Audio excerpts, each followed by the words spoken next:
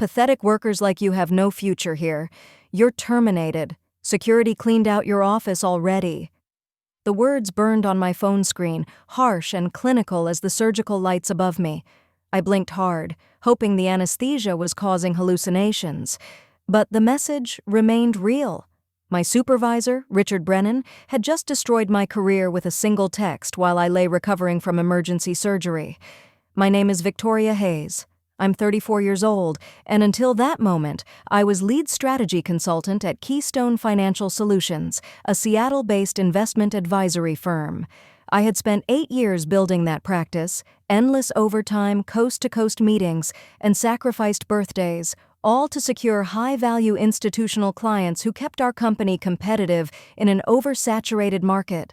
And now, in the sterile quiet of Northwest Medical Center, I was discarded like defective equipment. The shock hit me like ice water. My ribs constricted and tears threatened to spill. How could he choose this moment when I was completely defenseless? My parents were in the corridor, anxious and exhausted.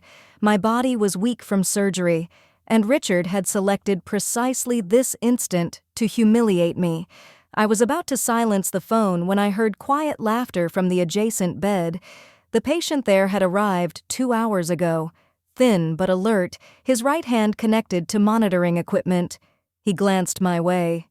"Rough day?" His voice was gravelly, with underlying amusement. I shifted slightly, squinting at him through the dim hospital lighting.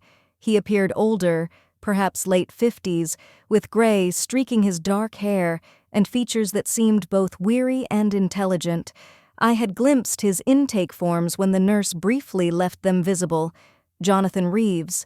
The name triggered recognition, but the medication clouded my memory.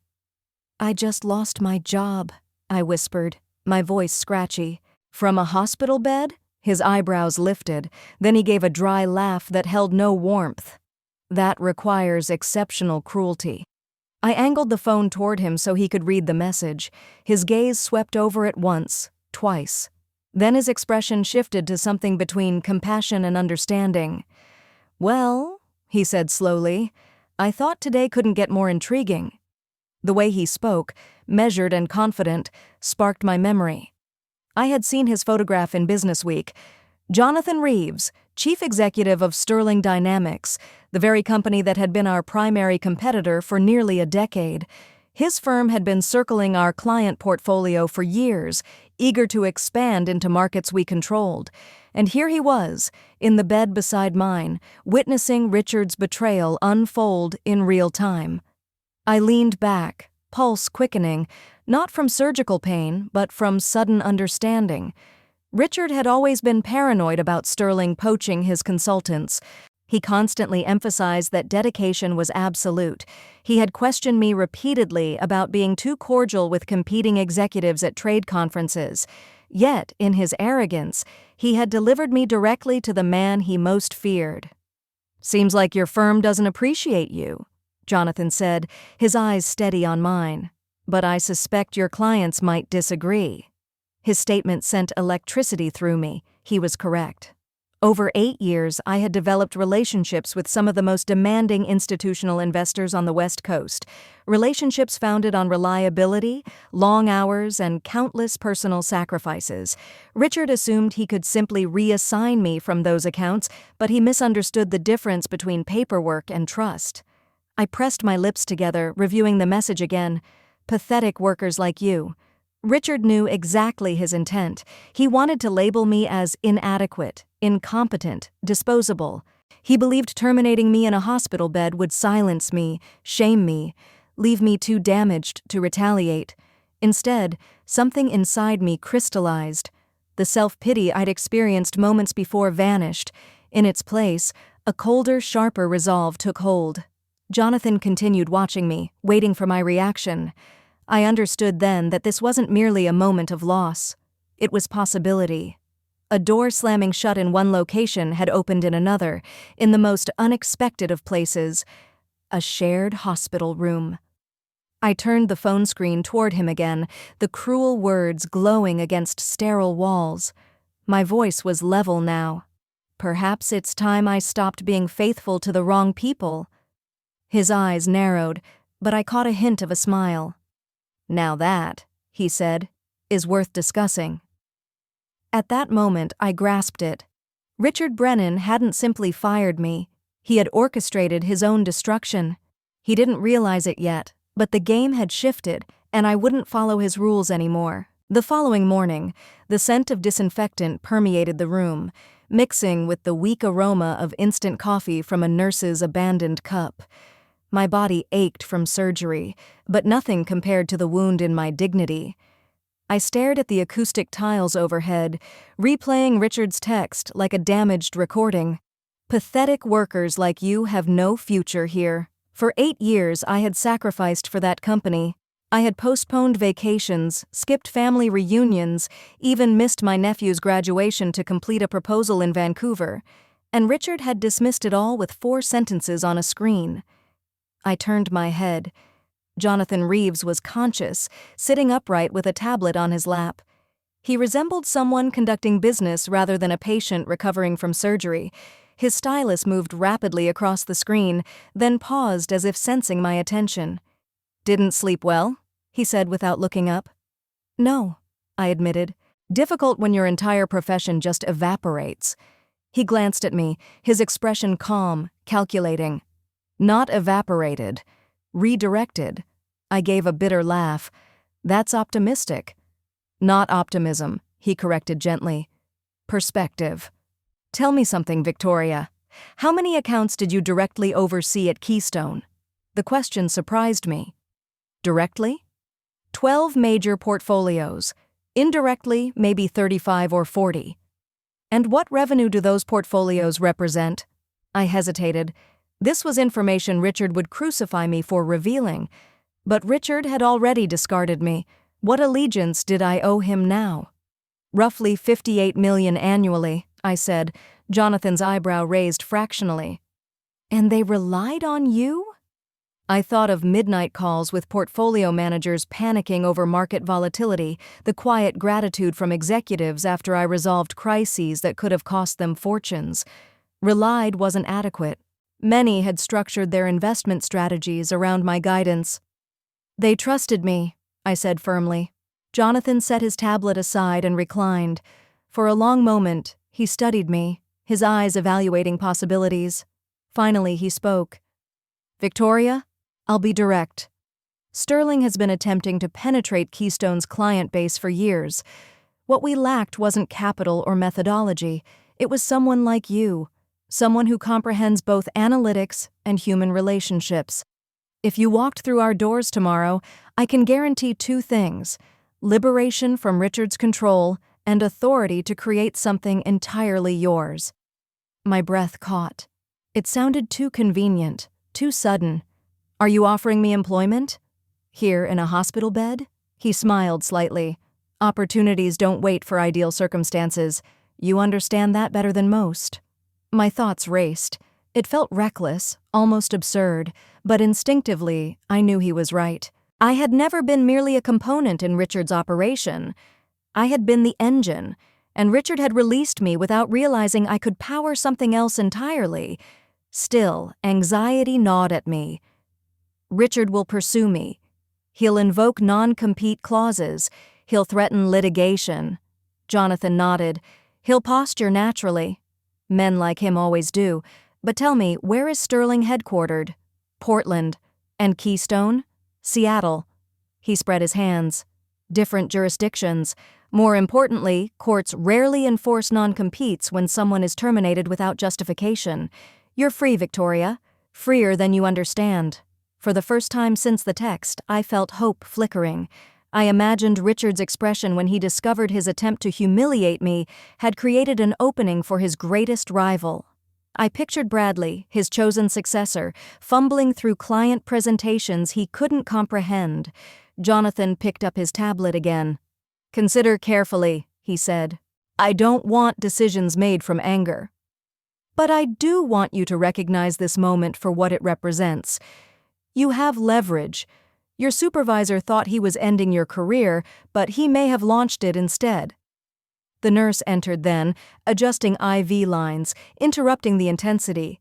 But Jonathan's words echoed in my mind long after she departed. That afternoon, I called my partner, Sarah. Her voice carried concern and exhaustion. "How are you managing?" "I'll recover," I said. "But Sarah, something unexpected occurred. You won't believe who's in the bed next to mine." When I explained, she was silent briefly, then whistled softly. "If that isn't destiny, I don't know what is." I smiled genuinely for the first time in days. Maybe it was destiny, or maybe it was Richard's arrogance finally catching up with him. Either way, the foundation beneath me was shifting. That night, as the ward lights dimmed and the hospital settled into restless quiet, I compiled a list on my discharge paperwork. Names, contact numbers, firms, people who had trusted me, relied on me, clients who wouldn't tolerate being transferred to Richard's nephew or some inexperienced replacement. By the time I set the pen down, I realized something simple and undeniable. Richard hadn't just terminated me. He had liberated me. And soon he would understand his mistake. The following Thursday, I was released. The nurse assisted me with my jacket, the stiffness in my abdomen reminding me with each movement that I wasn't prepared for combat, at least not physically. But mentally? My mind had never been more focused. Jonathan had been discharged the previous day. Before leaving, he leaned close and said quietly, "My office will contact you.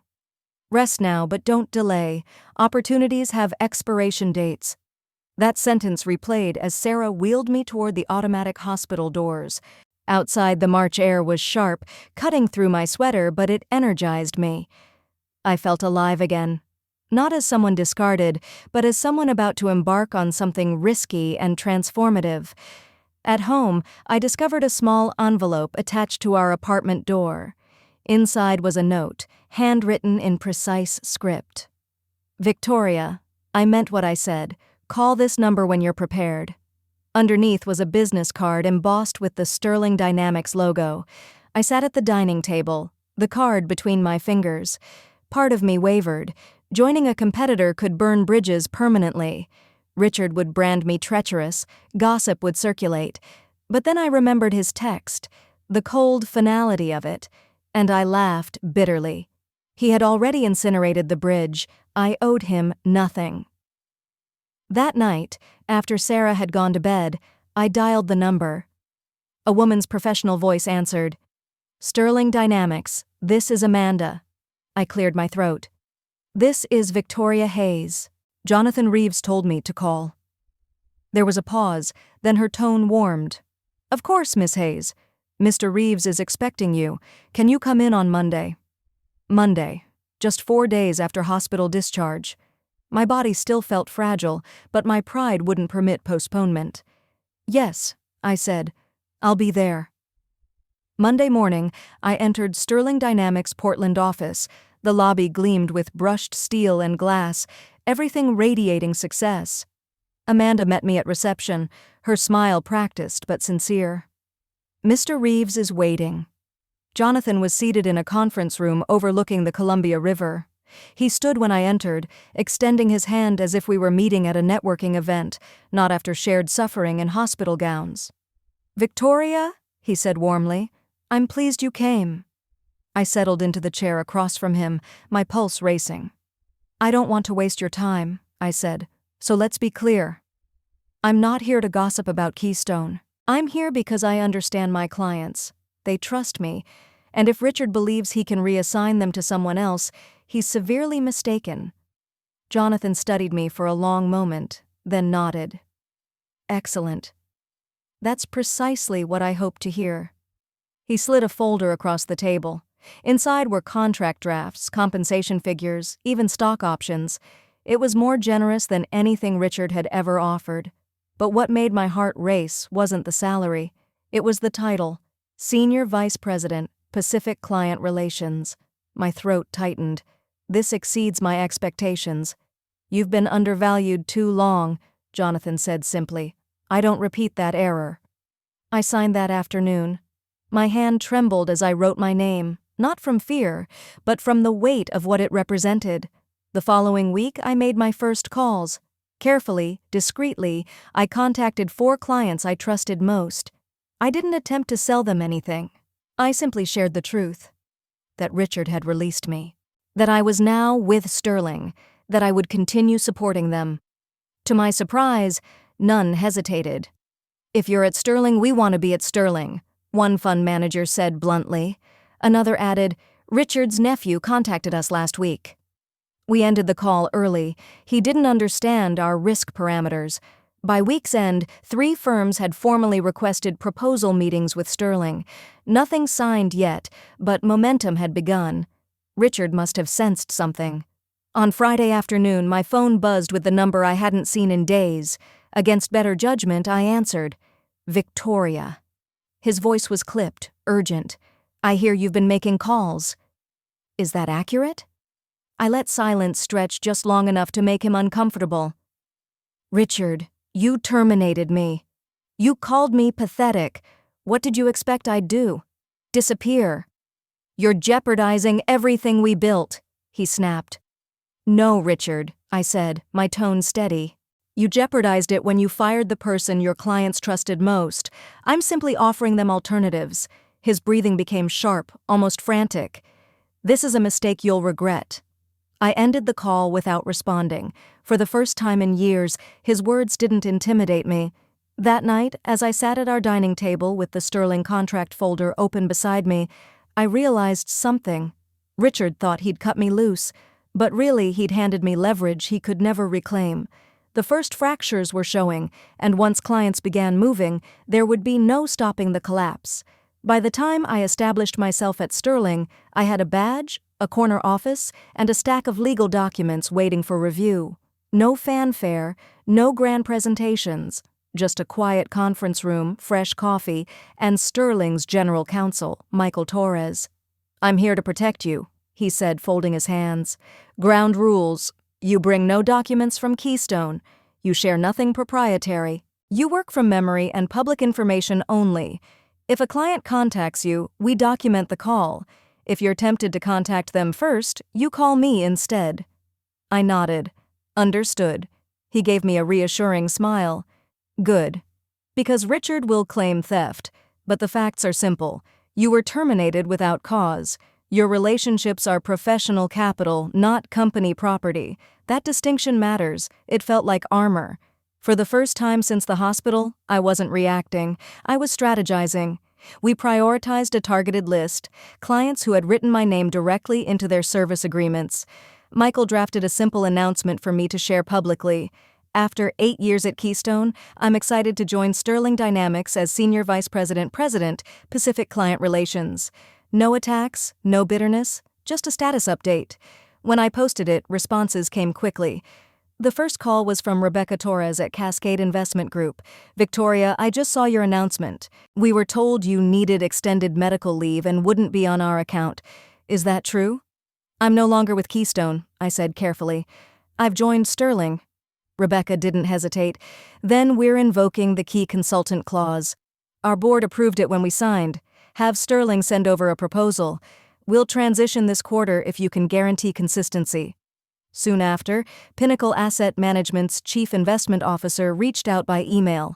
Their message was brief and direct. "We require stability and experienced oversight. If Victoria Hayes is no longer with Keystone, please advise how she can continue managing our portfolio from Sterling." My hands trembled as I read. Not from fear, but from how rapidly the shift had begun. By day's end, 4 more clients had requested meetings. Nobody was emotional. Nobody was dramatic. Just practical questions about stability, continuity, and trust. Exactly the conversations I'd built my career on. Richard, predictably, didn't do practical. My phone filled with missed calls from his number, followed by a text. "Stop immediately. You are violating your non-solicit agreement. Our attorneys will be in touch." His lawyer followed with an angry email. Michael drafted a response that was calm and precise. "Our client was terminated without cause. She has not solicited. Clients contacted her after a lawful announcement. Please direct future communications to counsel. No emotion, just facts." That evening, Sarah asked quietly, "Does he still frighten you?" "He used to," I admitted. "Now I just feel done with him." The next day, the first formal termination letter arrived. Cascade's legal team cited the key consultant clause and copied Sterling. It wasn't emotional. It read like weather. Facts, not feelings. Richard finally reached me by phone. His voice was brittle. "What are you doing? You can't steal our book. This is theft. You fired me, Richard. Clients are making their own decisions. You think you can run to Reeves and gut what we built? I'll destroy you in court." "Then speak to Michael," I said evenly. "You won't survive this industry," he snapped. "People remember disloyalty. Then they'll remember yours too." I hung up before he could continue. My hands shook, but not from fear. His power over me had evaporated. Soon after, Westport Capital requested a transition discussion. Their vice president, Carmen Silva, was blunt. "We were bounced between two junior analysts last week who couldn't answer basic questions. If you're leading at Sterling, we'll follow. If not, we pause until we find someone who understands us." That night, I received a call I didn't expect. From Lisa Park, Keystone's senior portfolio analyst. Her voice was low, urgent. "I shouldn't be doing this, but you need to know. Richard told IT to forward your client inbox to his nephew. He had us reissue statements of work with your name removed. He's pushing unauthorized fee increases to inflate revenue." My stomach dropped. "Lisa, that's fraud." "I know. I've documented everything. I'm not protecting him, not after what he did to you." I warned her to be careful, but inside I felt something solidify. This wasn't just incompetence anymore, it was desperation. By week's end, Westport's termination letter landed, and Richard himself stormed Sterling's lobby, demanding to see me. Jonathan intercepted him calmly. From the mezzanine, I watched as Richard raged, his face red, his gestures wild. "She's finished," he shouted, pointing up toward me. "You hear me?" "Finished." Jonathan didn't even raise his voice. "You fired her in a hospital bed. Clients trust her, not you. They're choosing where to go." Security escorted Richard out. He twisted once to glare at me, his eyes glassy with something that resembled panic. Word spread quickly after that. Colleagues messaged me quietly, asking what had really happened. I stuck to the truth. I had been terminated without cause, and I was now with Sterling. Nothing more, nothing less. By week's end, Cascade had signed with Sterling, Westport's board approved our draft, and Pinnacle was preparing to transition. Richard's voicemails grew stranger, pleading one minute, threatening the next. I stopped listening to them. Then Lisa called again. "Emergency board meeting. Audit flagged unauthorized fee increases. They're asking how we lost 4 anchor accounts in days." I looked out over the city. The skyline was unchanged, but I knew everything beneath it had shifted. "He's going to collapse," Lisa whispered. "Be ready."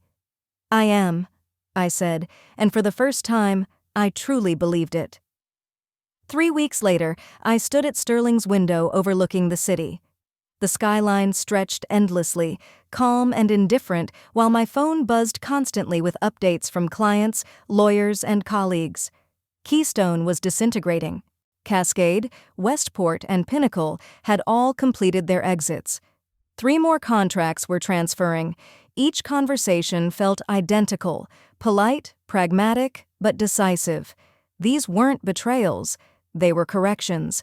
Clients simply followed the trust they had built over years. Lisa called again. Her voice carried exhaustion. "Richard is barely functioning. The board demanded explanations about the missing revenue. Auditors found emails where he backdated Bradley's credentials and approved unverified expenses. It's catastrophic, Victoria, really catastrophic." I closed my eyes, absorbing her words. This wasn't how I'd imagined things would end. Part of me thought Richard would recover, or at least manage to survive. But from what Lisa described, he was cornered, and everyone knew it. The following Friday, word reached us officially. Richard Brennan had been removed as senior partner. The board cited loss of confidence in leadership and failure to protect client relationships. Bradley had resigned the same day, leaving behind a trail of frantic emails no one answered. That night, Sarah poured us wine in the kitchen. She raised her glass, but her expression was thoughtful rather than celebratory. "You don't look happy," she said. I swirled the wine slowly, watching reflections in the glass. I'm not sure happiness is the word. Relief, maybe. You beat him, Sarah reminded me. He fired you at your most vulnerable moment.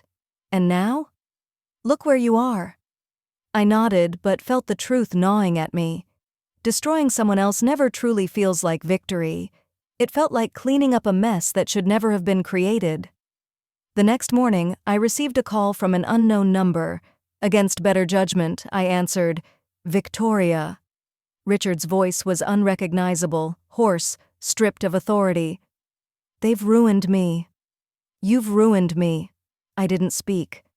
You could have walked away, he continued, his tone wavering between anger and despair. But you had to humiliate me. After everything I gave you. I finally answered, my voice quiet but steady. You didn't give me anything, Richard. I earned it. And you tried to take it away with a text message while I was lying in a hospital bed. That's not leadership. That's cowardice. For a moment, the line was silent except for his unsteady breathing. Then he muttered, almost to himself, Maybe you're right, and hung up. I stared at the phone for a long time. That was the last time I ever heard his voice. In the months that followed, Sterling grew faster than any of us expected. With the influx of new clients, we opened offices in Denver and Phoenix. Jonathan kept his promise. He gave me autonomy, respect, and space to lead without constant interference. For the first time in my career, I wasn't fighting to be heard.